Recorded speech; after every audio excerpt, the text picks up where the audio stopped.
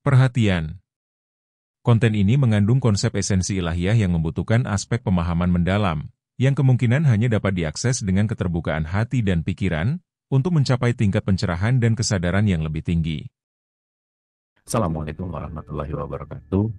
Alhamdulillahirabbil alamin, segala puja-puji milik Allah Subhanahu wa taala yang atas rahmat karunia kasih sayangnya. Alhamdulillah pada sore hari ini kita kembali belajar bersama. Kita melanjutkan pembahasan pembelajaran kita seperti biasa, tidak mengurangi semangat ya. Saya rasa meskipun ini kita tidak bertatap muka tetapi bertatap layar, tetapi sikap hati kita, semangat kita, dan yang paling terpenting lagi adalah bagaimana pembelajaran-pembelajaran ini akan menjadi pembelajaran yang bukan hanya pengetahuan, tetapi bagian dari bagaimana pengetahuan yang diaplikasikan dalam sebuah perilaku. Terima kasih Ibu dan Bapak, senantiasa kita sudah hadir utuh di sini saat ini untuk cross check suara saya jelas ya, aman, bisa didengar dengan oke, bisa disimak dengan baik ya. Kita cek and recheck dulu. Oke, sip. Kalau udah oke, bismillah kita akan lanjutkan. Dan seperti biasa, meskipun ini kita udah berulang-ulang untuk belajar ya, saya nggak pernah bosan untuk mendisklaimer bahwa saya bukan mau bukan mau mengajari, bukan mau mentausiahi, bukan mau menggurui gitu, tetapi kita sesama murid yang terus mau belajar dan sesama murid yang terus mau bertumbuh. Jadi sore hari ini kita belajar bareng lagi, kita bertumbuh bersama lagi, dan kita melanjutkan pembahasan-pembahasan yang sudah kita bahas di masjid kemarin. Baik, saya review dulu ya, seperti biasa Ibu dan Bapak.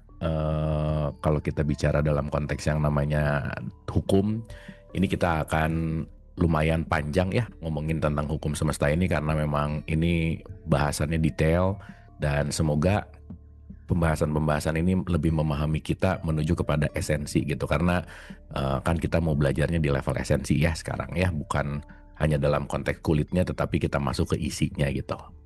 Baik, saya seperti biasa mau share screen dulu supaya mudah untuk divisualkan, dan yang paling penting lagi kita bisa follow dan kita bisa melihat part by partnya untuk kita memahami dari konteks yang akan kita bahas di sore hari ini.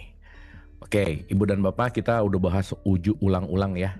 Jadi jangan bosan kalau saya selalu mau mengajak dulu ke sini gitu. Kita tahu bahwa kalau misalkan kita bicara dalam konteks yang namanya hidup gitu, kehidupan itu mau tidak mau, suka tidak suka, ada konteks yang namanya sistem gitu.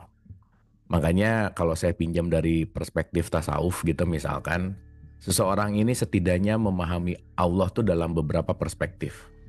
Yang paling luar itu mengenal nama atau yang disebut dengan yang namanya asma. Jadi dia cukup tahu nama gitu. Terus nanti dia masuk ke level yang namanya af'al, tahu pekerjaannya. Terus masuk ke level yang namanya sifat gitu. Apa sih qualities atau sifat-sifatnya. Dan yang paling esensial nanti dia bukan urusan asma nama, bukan urusan pekerjaannya, bukan urusan sifat, tapi dalam konteks yang namanya zatnya gitu. Ya, ini kita udah bahas panjang lebar. Jadi kenapa sih saya selalu mengulang-ulang ya Ibu Bapak?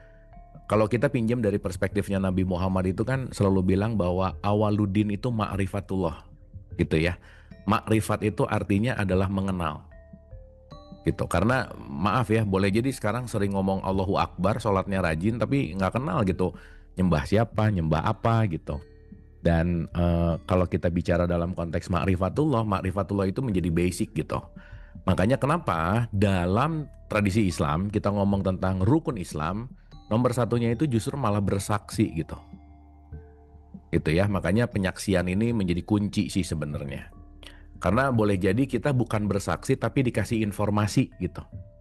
Jadi kalau kita dikasih informasi belum tentu bersaksi. Kalau kita dikasih informasi belum tentu menyaksikan langsung. Makanya ma'rifatullah atau mengenal ini justru akan menjadi basic sih sebenarnya.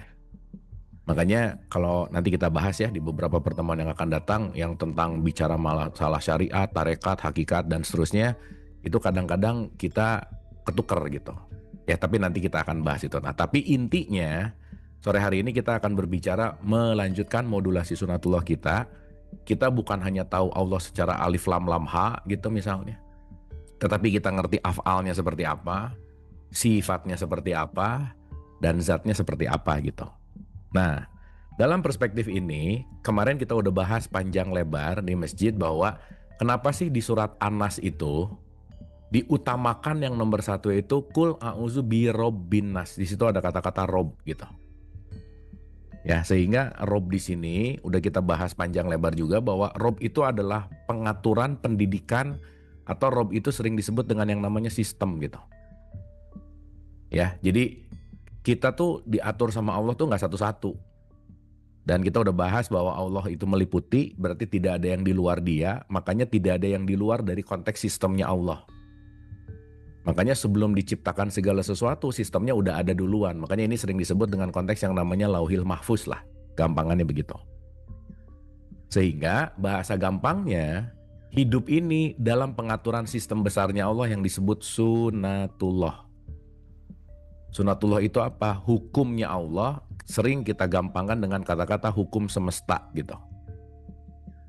Gitu ya. Nah, maka semua proses keterikatan kita dalam pembelajaran dari level apapun, itu semuanya nih level pembelajaran kita di sini, semuanya lagi mau mengajarkan kita untuk selaras dengan hukum semesta gitu.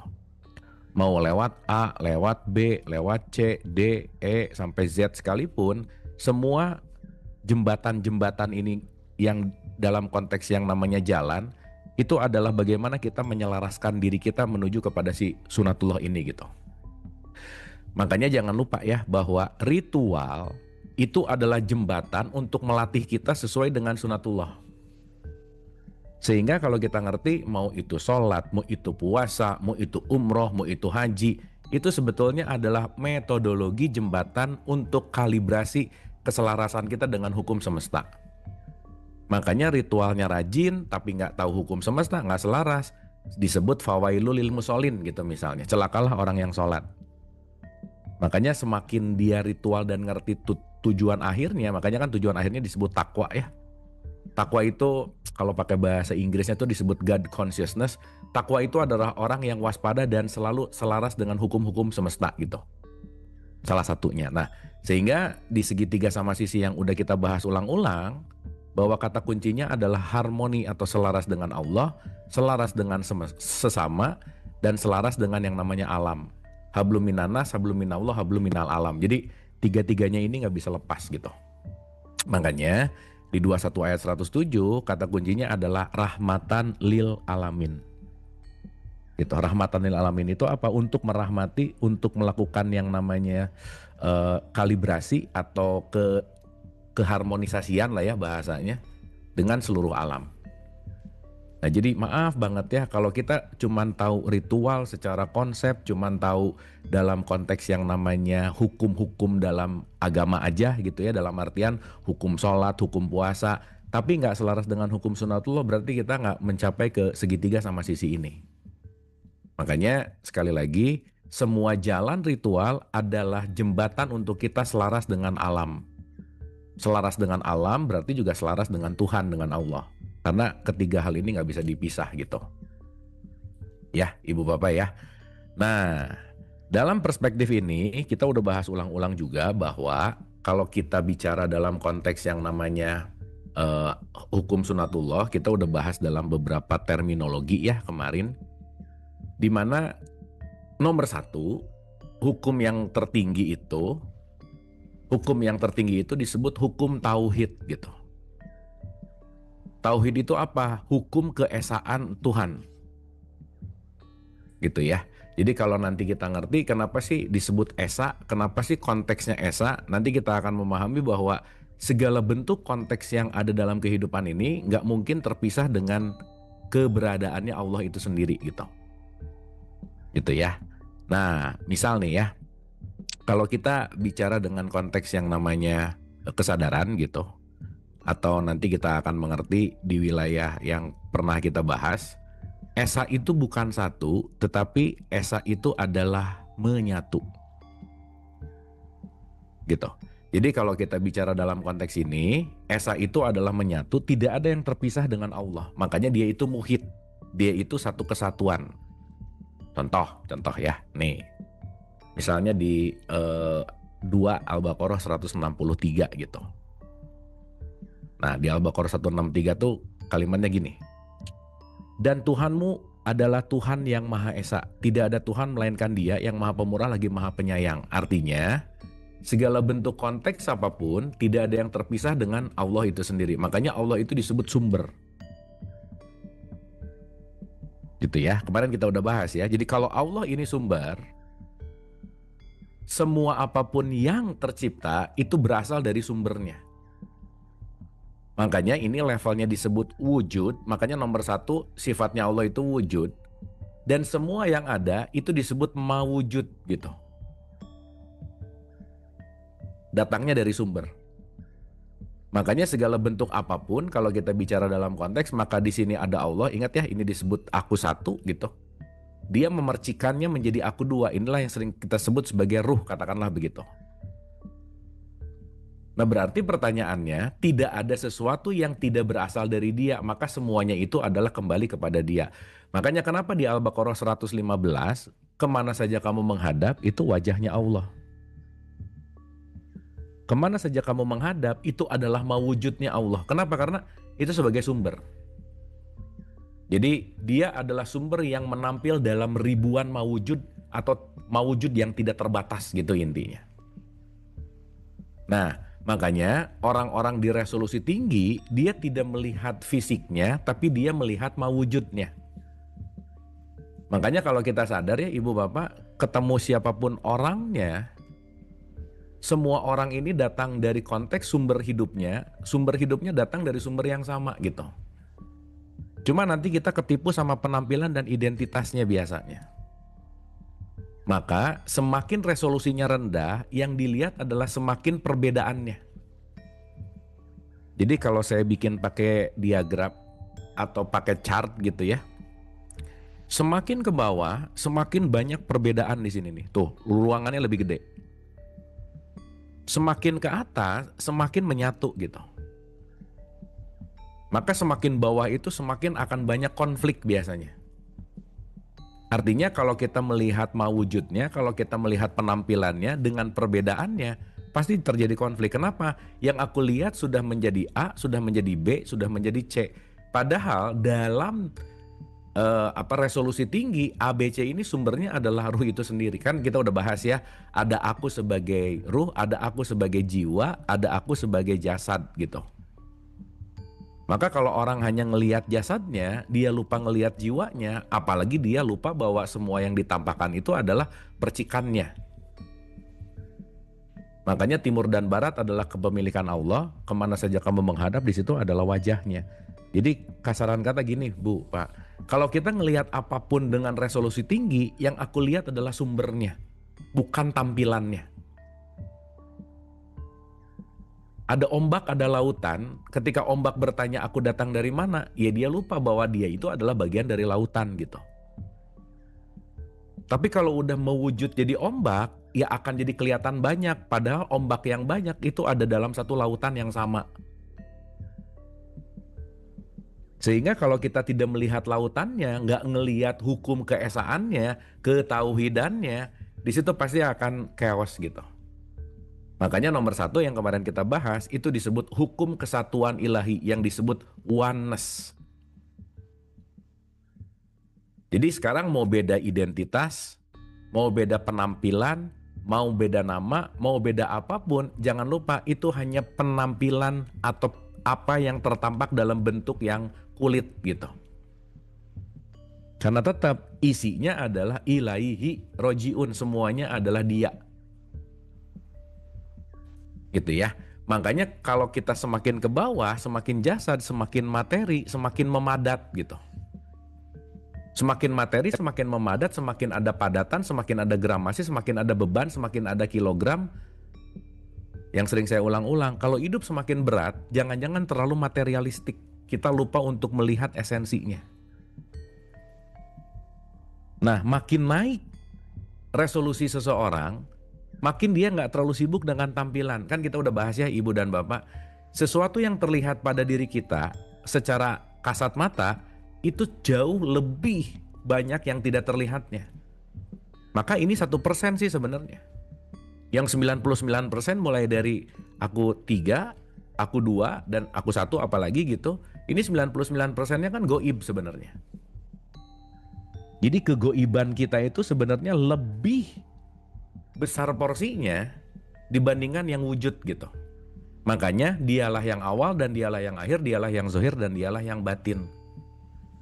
Nah harapannya dengan mengerti ini kita nggak jadi banyak nanya lagi Allah di mana gitu, Allah tuh apa dan seterusnya. Tapi nanti kita ngerti bahwa ya semua yang kita lihat itu adalah mawujudnya sebetulnya. Karena sumbernya sama. Gitu ya. Sama kalau ibu dan bapak saya analogikan gampang aja. Kalau kita ada di ruangan yang penuh dengan kaca, kacanya di mana-mana, orangnya tuh satu. Tapi kita bisa lihat ribuan bayangannya. Ribuan bayangan itu hanyalah kacanya, hanyalah pantulan. Gitu ya. Jadi nanti kalau kita ngerti, kalau kita ngelihat pantulan kaca itu sebetulnya sumbernya sama gitu. Ya, nah saya sering analogikan gini Bu, Pak, nanti kita akan lebih paham ya. Jadi saya nanti pinjam Ibnu Arabi, ada wujud, ada mawujud, ada mahiyat namanya. Jadi ada wujudnya Allah, mawujudnya menjadi sesuatu, mahiyat itu kefungsiannya. Nah, contoh ya. Ya Bapak nggak apa-apa ya, saya drilling ini di awal ulang-ulang karena ini saya rasa hal yang paling esensial gitu. Karena once kita ngerti ini, tingkat kebencian akan berkurang, tingkat konflik akan berkurang. Karena kenapa? Konflik terjadi, kita tidak melihat esensinya masalahnya. Nah, contoh nih ya. Saya kasih contoh Bu, Pak. Anggap ini di rumah kita ada item 1 AC, 2 TV, 3 komputer gitu. Ini itemnya nih. Baik AC maupun TV maupun komputer, tiga-tiganya memiliki fungsi yang berbeda. Tiga-tiganya punya sistem yang berbeda. Tiga-tiganya punya tampakan yang berbeda. Kita tahu bentuk AC gimana, bentuk TV gimana, bentuk komputer gimana. Kita tahu itu. Tetapi kalau kita ngelihat bentuk komputer secara kasat mata, TV dan AC secara kasat mata, kita lupa bahwa AC, TV, dan komputer itu hanya akan berfungsi kalau dia teraliri yang namanya listrik gitu. Ya, dapat ya. Sehingga listrik yang mengalir ke AC, listrik yang mengalir ke TV, dan listrik yang mengalir ke komputer itu adalah listrik dari sumber yang sama. Bahkan listrik yang datang ke rumah kita dan yang datang ke rumah tetangga itu datang dari sumber yang sama juga. Kenapa? Karena listrik ini sumbernya satu gitu. Gampangannya begitu. Nah, kalau kita pinjam dalam perspektif Ibnu Arabi tadi, listrik ini adalah wujudnya. Memawujud kepada AC, TV, dan komputer, sehingga memahiyat AC mendinginkan, TV menampilkan gambar, komputer bisa buat kerja gitu. Nanti ini akan keluar fungsi yang beda-beda. Fungsi A, fungsi B, dan fungsi C gitu.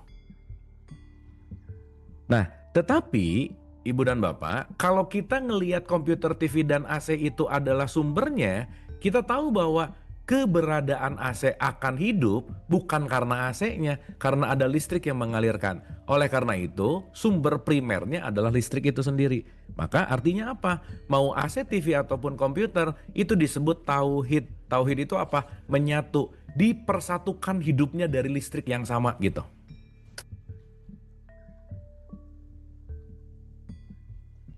Ya. Nah, jadi nanti komputer nggak akan ribut sama TV, TV nggak akan ribut sama AC. Kenapa? Karena tahu bahwa, oh aku sebagai AC fungsinya mendinginkan. Aku sebagai TV fungsinya adalah menampilkan. Aku sebagai komputer fungsinya adalah menyelesaikan tugas pekerjaan. Dia nggak akan overlapping gitu. Kenapa? Karena dia paham fungsinya.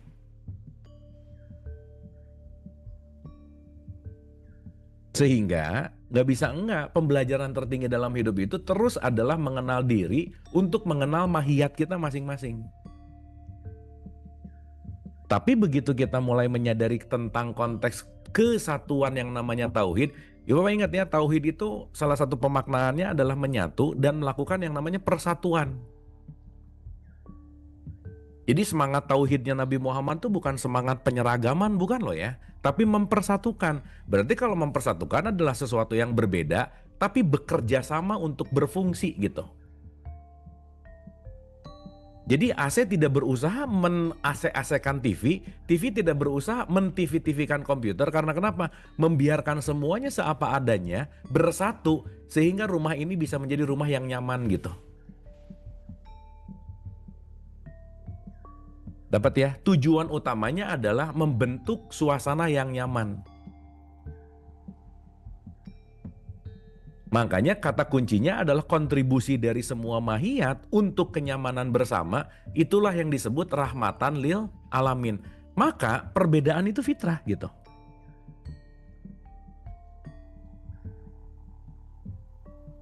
Maka kalau perbedaan itu fitrah, kalau kita tidak menyukai perbedaan atau membenci perbedaan, berarti kita nggak ngerti hukum tauhid, berarti kita nggak ngerti hukum persatuan. Makanya dijadikan berbangsa-bangsa dan bersuku-suku untuk saling kenal mengenal. Kenapa? Karena dalam saling kenal mengenal itu kita bisa bekerja sama untuk sama-sama menyamankan. Makanya disebut salam, aslam, Islam. Makanya kita selalu mengatakan assalamualaikum gitu.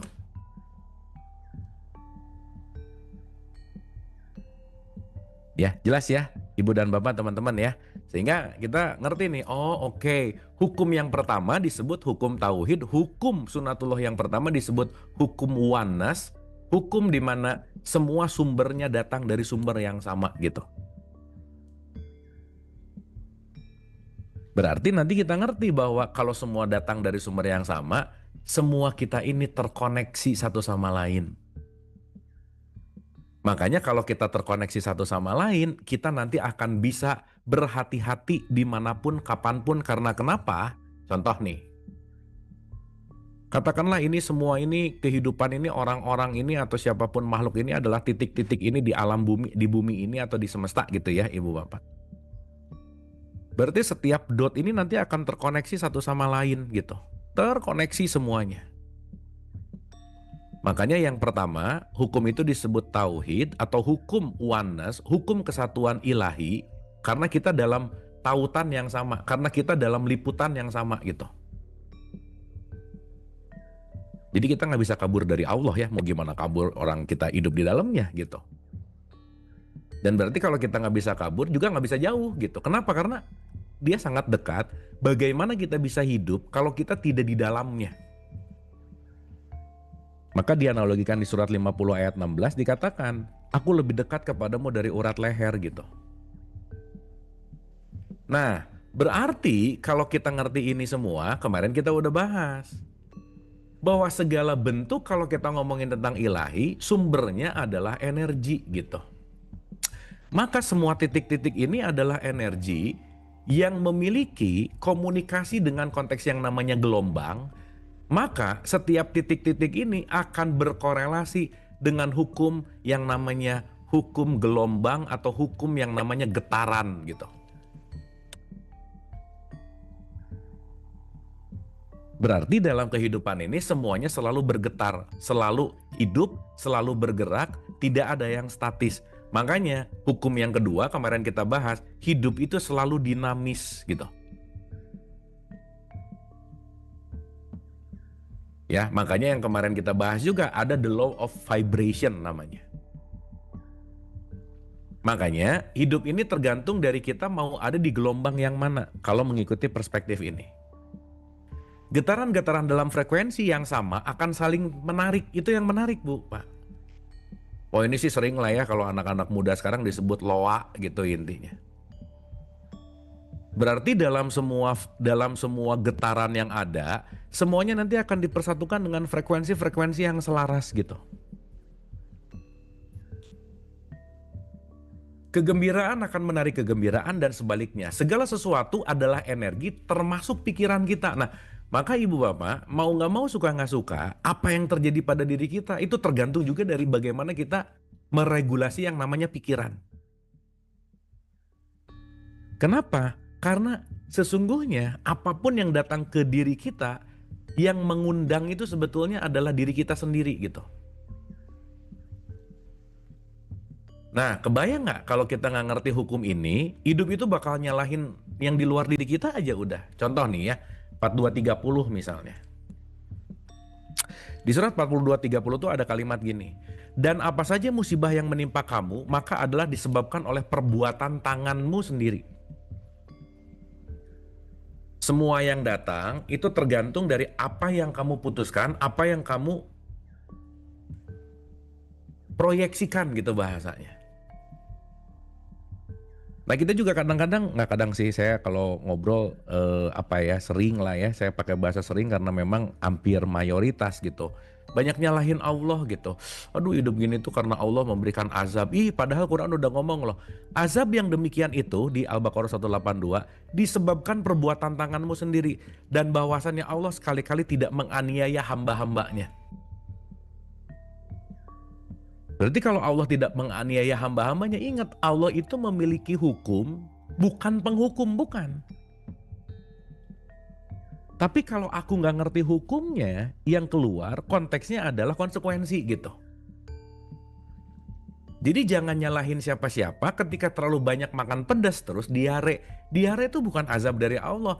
Enggak, kenapa? Karena datang dari apa? Semua konteks yang kita udah bahas kemarin ada yang namanya sebab akibat gitu intinya. Jelas ya? Makanya di 5560 gitu misalnya. Tidak ada balasan kebaikan kecuali kebaikan pula. Jadi kalau sekarang kita mau ngomong, mau komplain, aduh kenapa ya aku tuh ketemu orang yang jahat-jahat terus. Berarti kalau kita dipertemukan dengan orang yang seperti itu, yang menariknya ya kita-kita juga gitu. Bukan Allah yang ngedatengin orang yang jelek ke kita, bukan sih sebenarnya. Gitu ya. Nah jadi kita akan mengerti bahwa segala sesuatu adalah energi termasuk pikiran kita. Fokus secara konsisten terhadap pikiran tertentu akan menarik getaran yang sama.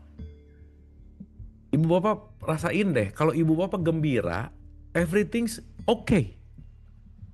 Begitu nggak happy, everything not okay.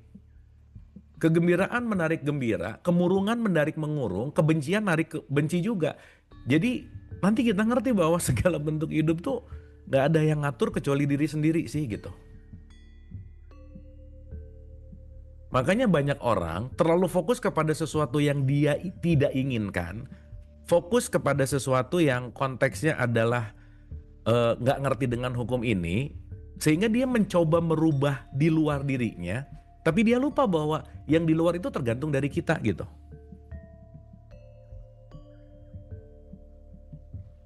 Ya, karena salah satu ciri-ciri orang yang menyatu dengan hukum semesta itu pasti mutmainah nanti jiwanya, Bu, Pak. Maka orang yang mutmainah itu adalah orang yang memiliki keselarasan dengan hukum ini gitu. Ya, jelas ya. Jadi nanti kita ngerti konteksnya adalah satu ya. Kita ini adalah energi dengan semua tuh energi. Kalau kita udah mulai paham tentang ketauhidan, tentang hukum ilahi gitu. Berarti setiap energi ini memiliki vibrasi, maka hukum getaran ini nomor 2. Ya, nah vibrasi dan frekuensi nanti saya mau teranginnya di masjid supaya nanti lebih mudah karena nanti kita akan sedikit perlu berinteraksi di sini.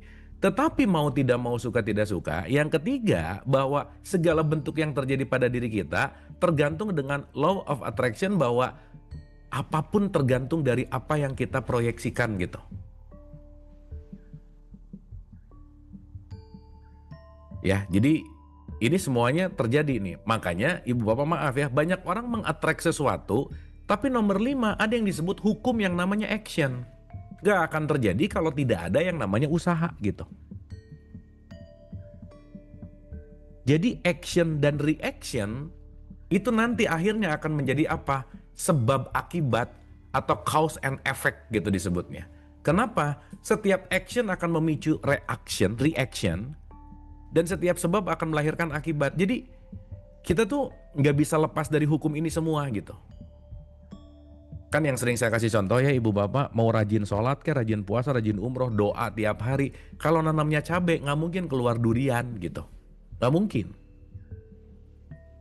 Maka jangan berharap keajaiban kalau kita nggak ngerti hukumnya. Terus aja ngarep, aduh semoga ada keajaiban. Gak bisa, keajaiban itu jangan diarep-arep, jangan ditunggu-tunggu, tapi ciptakan. Gimana caranya? Ikutin hukum Allah gitu.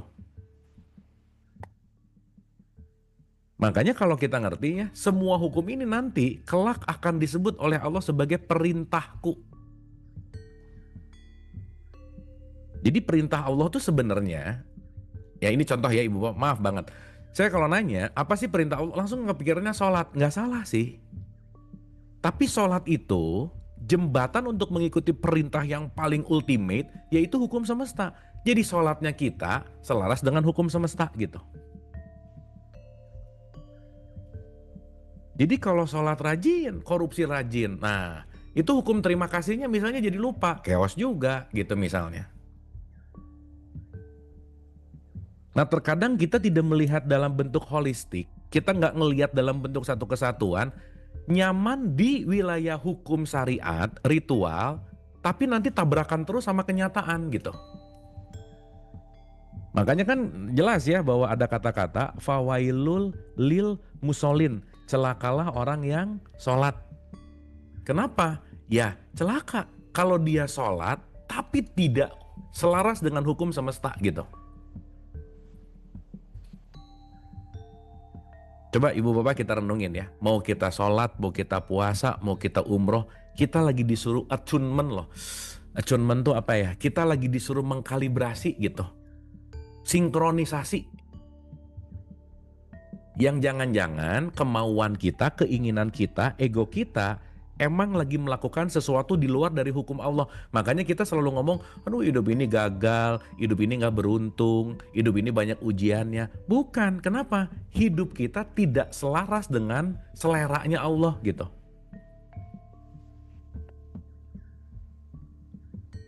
Jelas ya? Nah, kali ini Ibu Bapak, saya akan sedikit menyinggung mumpung saya bisa menampilkan visual. Dalam konteks ini, salah satu keterhubungan kita dengan Allah itu ditentukan dengan kecerdasan hati kita gitu. Which is ini nanti sering disebut qalb. Jadi, bagaimana kita bergetar dengan semesta, quote and quote ya, bagaimana kita berkomunikasi dengan semesta, itu bukan urusan tubuh kita, bukan urusan kepandaian kita, tapi urusan bagaimana kita memancarkan gelombang. Nah makanya kemarin kita udah mulai bahas bahwa ada wilayah jasad, ada wilayah jiwa, pikiran, perasaan, emosi, itu nanti yang akan membawa gelombang-gelombang di semesta ini. Kita yang akan mengirim gitu.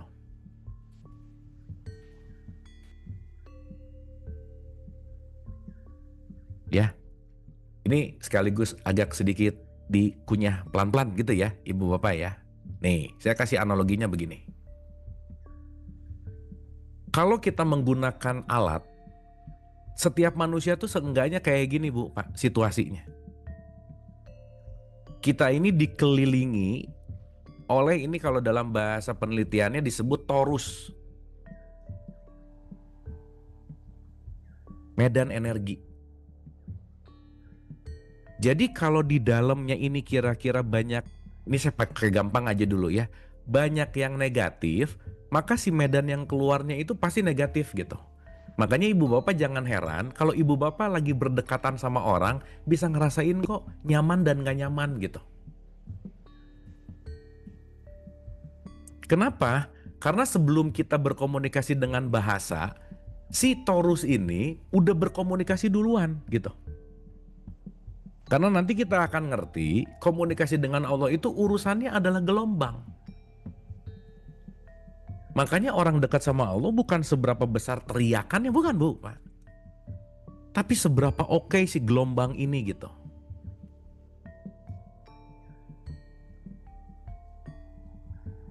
Nah artinya seseorang yang lebih mendekat kepada Allah itu adalah seseorang yang memperbesar gelombang-gelombang ilahiyahnya, katakanlah begitu.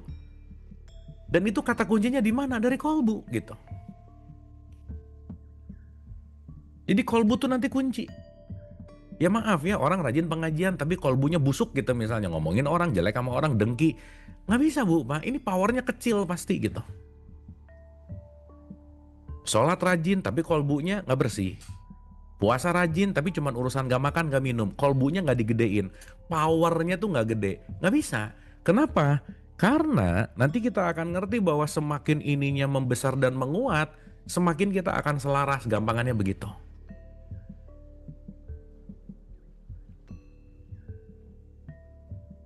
Makanya kenapa takwa gak ada kaitannya sama ritual dalam tanda petik, gak ada loh kalimat orang yang paling mulia adalah orang yang rajin sholat. Enggak, kenapa? Karena kemuliaan terletak pada takwanya. Takwa itu akan memberikan ukuran seberapa besar si Taurus ini gitu. Salah satu metodologinya adalah ritual sholat gitu. Jelas ya? Nah ibu bapak maaf ya, gimana mau si Taurusnya gede kalau sholatnya begitu Allahu Akbar, rakaat 2, rakaat 3, sholatnya aja nggak khusyuk gitu Bu Pak. Sholatnya aja hanya kewajiban, menggugurkan kewajiban, takut karena dosa, karena pengen ini itu, sehingga dia tidak memiliki kualitas nih, quote and quote energi ilahiyah.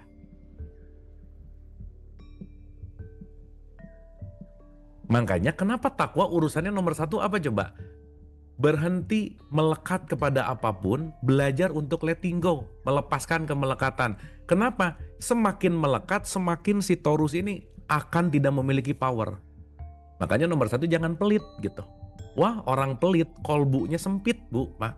Kolbunya sempit berarti si pancarannya nggak bagus gitu.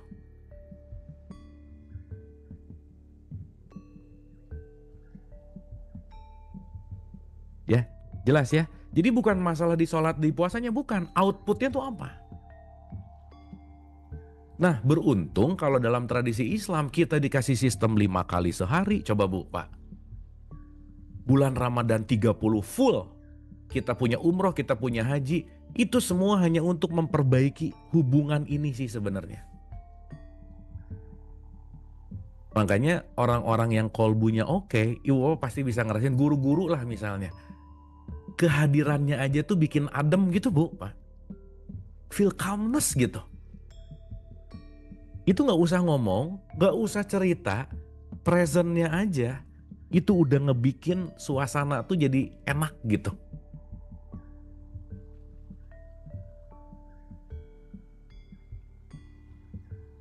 Ya, dapat ya Ibu Bapak ya. Nah, apa yang kemarin kita bahas salah satunya adalah ya ini. Kalau Taurusnya ingin oke, vibrate-nya ingin oke, ya jangan banyak-banyak main di amarah dan lawamah dong gitu.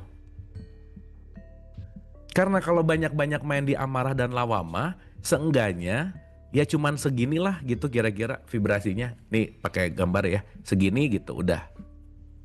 Dan itu ingat, like attract like. Maka merasa tidak berharga yang akan ditarik ke kehidupan orang, ke kita, orang-orang yang gak berharga juga, udah pasti aja. Menyalahkan eksternal, kita akan ketemu dengan orang-orang yang menyalahkan juga. Maka banyak menolak hidup, menghancurkan sesuatu, menyerah, sangat menderita, menarik diri, diperbudak. Ini level-level yang sebisa mungkin dihindari dalam keseharian. Makanya untuk lepas dari amarah dan lawamah, kita perlu jeda sesaat, itu namanya sholat 5 waktu gitu.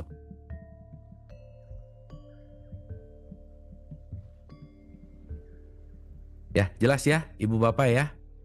Nah, oleh karena itu, kita ngeliat dari sudut pandang yang lebih esensial nih sekarang. Supaya nanti kita ngerti Bu, Pak, penilaian itu bukan pada ritualnya, tetapi hasil ritual dengan komunikasi kolbu kita. Kolbu kita tuh punya kecerdasan, by the way. Dan itu cerdas banget gitu. Dan kalau kita tidak berlatih untuk mengakses kecerdasannya, sayang gitu. Artinya sekali lagi, orang yang berritual belum tentu menaikkan tingkat vibrasinya. Ya, kita semua bisa mengakses gelombang ketuhanan, karena bagaimana tidak, Semua itu sudah ada di dalam diri kita. Urusannya, kita tahu nggak caranya, mau nggak melakukannya, dan siap nggak dengan prosesnya gitu. Sehingga kalau kita mulai menyadari bahwa ternyata konektivitas itu nggak pernah jauh dari diri kita, maka hubungan yang terbaik dalam hidup adalah bagaimana memperbaiki hubungan dengan diri kita gitu. Kenapa? Karena esensi di dalam diri kita adalah Allah itu sendiri sebetulnya. Nah, jadi Ibu Bapak di pertemuan kali ini, mungkin ini beneran hanya menggarisbawahi dan menambah satu gitu.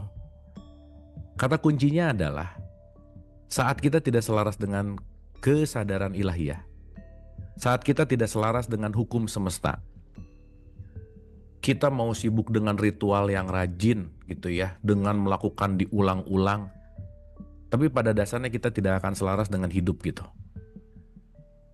Nah maka balik Ibu Bapak, yuk kita mulai, saya ke posisi awal tadi ketika saya bicara, tidak hanya sibuk dengan asma'nya, tidak hanya sibuk dengan ritualnya, tapi mulai melihat bahwa setiap ritual adalah penyelarasan kita dengan hukum yang lebih besar yang disebut dengan hukum semesta.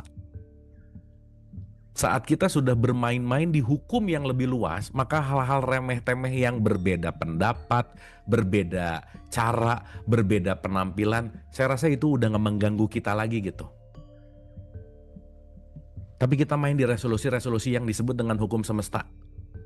Artinya apa? Otomatis setelah permaafan kita lebih baik, ego yang terkontrol lebih baik, artinya apa? Apapun yang terjadi pada diri kita, semuanya hanyalah memperbaiki hubungan kita dengan Allah gitu. Nah, oleh karena itu, yuk kita memperdalam ini lagi. Bentuk outputnya adalah bukan hanya jadi tahu, bukan jadi perdebatan, atau bukan menjadi sebuah keributan, tetapi bagaimana pemaknaan dalam konteks yang namanya pengertian, sehingga kita bisa menyadari satu persatu dari hukum ini yang selalu dinamis, dan kita bisa menerima kehidupan ini seapa adanya. Terakhir Ibu Bapak yang mungkin nanti kita akan bahas berikutnya, nanti disebut dengan konteks bahwa hukum yang berikutnya disebut hukum yang namanya polaritas. Bahwa segala sesuatu bentuk pasti punya polaritas, pasti punya perbedaan. Makanya saya lagi selalu mengulang-ulang Ibu Bapak, banyak orang yang selalu membuat segala sesuatu itu oposisi, lawan. Padahal tidak ada lawan dalam hidup ini, yang ada adalah mitra. Contoh, kalau ditanya lawan hidup apa? Mati. Ya, kalau kita masih ngelihat hidup dan mati sebagai lawan, kita akan menerima salah satu dan menolak sebagian. Tapi kalau udah ngerti bahwa hidup itu mitranya mati, pun mati itu adalah mitranya hidup, hidup dan mati itu nggak bisa lepas, maka kita akan menikmati hidup dan nggak akan takut sama mati gitu. Karena konteksnya adalah mitra. Lawannya suami siapa? Istri. Nah, kok jadi lawan sih? Kan mitra gitu. Lawannya sehat apa? Sakit. Kok jadi lawan sih? Tidak ada sakit, nggak mungkin ada sehat. Tidak ada sehat, nggak mungkin ada sakit. Kenapa? Karena dua-duanya adalah mitra yang nggak bisa kita lepas. Kita nggak bisa ngambil sebagian untuk menikmati salah satunya gitu, nggak mungkin. Nggak bisa pengen punya anak plus nggak ribet-ribetnya, nggak bisa. Nggak mungkin pengen punya pasangan plus nggak sakit hatinya, nggak bisa. Kenapa? Karena itu semua adalah mitra yang satu kesatuan polaritas gitu. Ya, sehingga mudah-mudahan kalau kita mulai melihat ini dalam konteks hukum sunatullah, kita akan mulai melihat hidup ini seapa adanya. Nah, hidup seapa adanya nanti itu aplikasi dari la ilaha illallah. Tidak ada ilah, tidak ada konsep, tidak ada program, tidak ada keinginan, kecuali hanya seleranya Allah, yang aku hanya siap menerima, bersedia tentang semua apa konsekuensi yang Allah berikan kepada kita. Disitulah puncak dari Islam sebetulnya. Disitulah bisa disebut inna dina indallahil Islam. Yang terbaik adalah Islam, karena kenapa? Yang terbaik hanyalah kita selaras dengan hukum tertingginya Allah, yaitu hukum sunatullah itu sendiri. Saya rasa sementara itu Ibu Bapak, untuk pendalaman kita hari ini. Semoga get something, dan yang paling penting lagi adalah kita lebih mendalami lagi dari semua pembelajaran-pembelajaran yang kita udah pernah gitu, pengulangan, mendalami lagi, dan nggak bisa enggak sih, semuanya memang perlu dialami dalam keseharian dalam bentuk yang namanya latihan. Karena semakin kita ngerti bagaimana terjadi mekanismenya, semakin kita mudah untuk menerimanya. Kekurangan pengetahuan dan kekurangan ilmu akan membuat kita makin pusing. Kenapa? Karena aku nggak ngerti bagaimana proses ini terjadi gitu. Tapi saat kita ngerti bagaimana proses ini terjadi, akan lebih mudah menerima. Karena kenapa? Aku tahu alasan ini kenapa terjadi. Dan kalau kita tahu alasannya ini kenapa terjadi, di situ akan ada penerimaan. Tingkat pengertian kita akan meningkat. Hatur nuhun. Kalau ada pertanyaan di typing boleh, melalui chat juga boleh.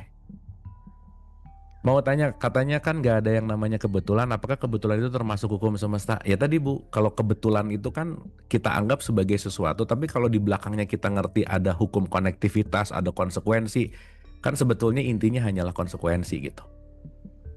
Kan gak mungkin, kebetulannya di pekarangan tumbuh cabai gitu.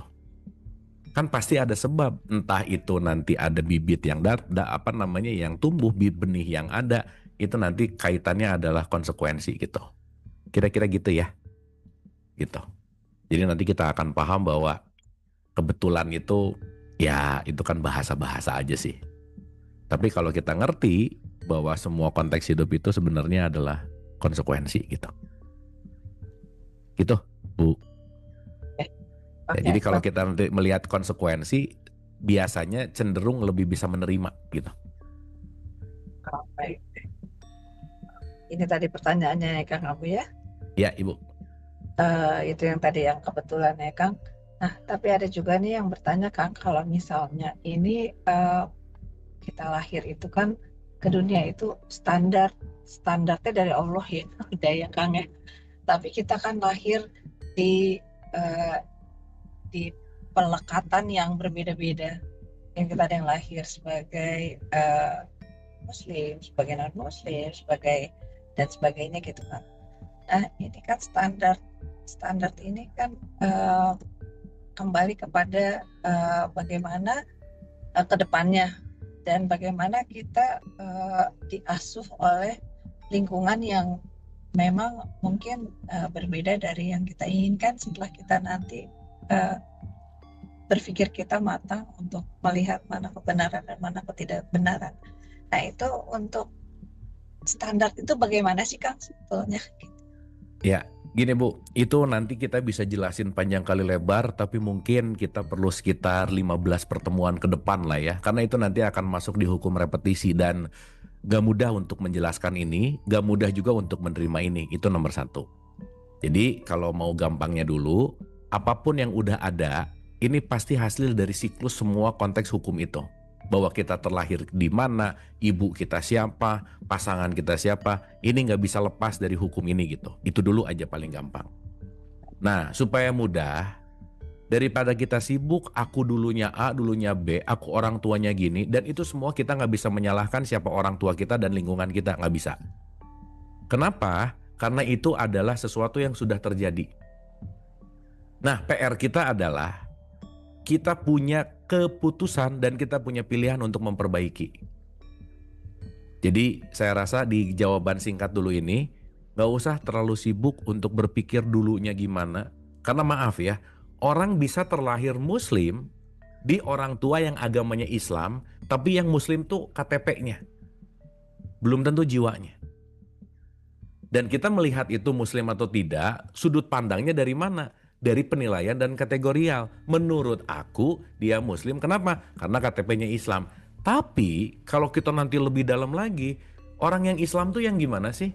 Orang yang selaras dengan hukum semesta. Dah.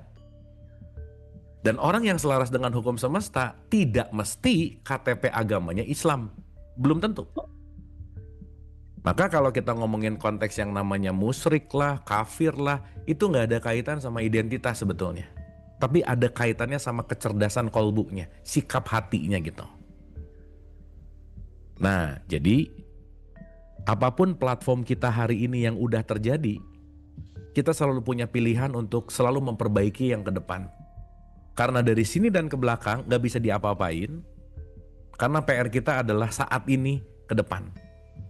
Dari sini ke belakang sudah menjadi pelajaran apa yang akan kita tumbuhkan ke depan. Maka mau gak mau, suka gak suka, masa depan sudah menjadi memori, masa depan adalah ilusi, hidup cuma di sini sekarang saat ini. Intinya adalah mari kita lakukan yang terbaik sekarang di sini saat ini. Karena kenapa? Yang kita lakukan saat ini adalah menanam untuk tumbuh di masa yang akan datang. Nah, jadi apapun masa lalunya, kita selalu punya pilihan untuk memperbaiki. Saya rasa sementara gitu, Bu Mala. Baik, Kang. Terima kasih banyak, Kang. Memang banyak yang harus dibahas ya, Kang ya. Kita mungkin insya Allah di pertemuan-pertemuan yang akan datang lagi, mungkin lebih dalam lagi nanti untuk lebih bisa membuka lagi tabir-tabir yang masih tertutup mungkin, dan insya Allah kita pelan-pelan untuk mendalami ini. Oke, Kang, sebelum kita tutup, mohon kita sama-sama berdoa dulu. Mangga, Ibu. Atur nuhun. Teman-teman Ibu Bapak, semoga ada sesuatu ya sore hari ini dari pemaparan ini. Semoga ada sesuatu yang lebih mendalam dan lebih paham. Dan yang paling pasti sesuatu yang membuat kita terus bisa berserah kepada keinginan-keinginan Allah. Terus bisa selaras dengan kenyataan-kenyataan yang kita hadapi. Al-Fatihah. A'udzubillahi minasyaitonirrajim. Bismillahirrahmanirrahim. Alhamdulillahirrabbilalamin. Ar-Rahmanirrahim. Maliki yaumiddin. Iyyaka na'budu wa iyyaka nasta'in ihdinas siratal mustaqim siratal ladzina an'amta 'alaihim ghairil maghdubi 'alaihim waladdallin. Amin. Allahumma rabbighfirli wa liwalidayya warhamhuma kama rabbayani shaghira. Rabbana atina fid dunya hasanah wa fil akhirati hasanah wa qina adzabannar wa adkhilnal jannata ma'al abrar ya aziz ya ghafar ya rabbal alamin. Subhana rabbika rabbil izzati amma yasifun wa salamun alal mursalin walhamdulillahi rabbil alamin. Amin, amin ya Allah ya rabbal alamin. Hatur nuhun, terima kasih. Mohon maaf lahir dan batin. Wabillahi taufiq wal hidayah. Assalamualaikum warahmatullahi wabarakatuh.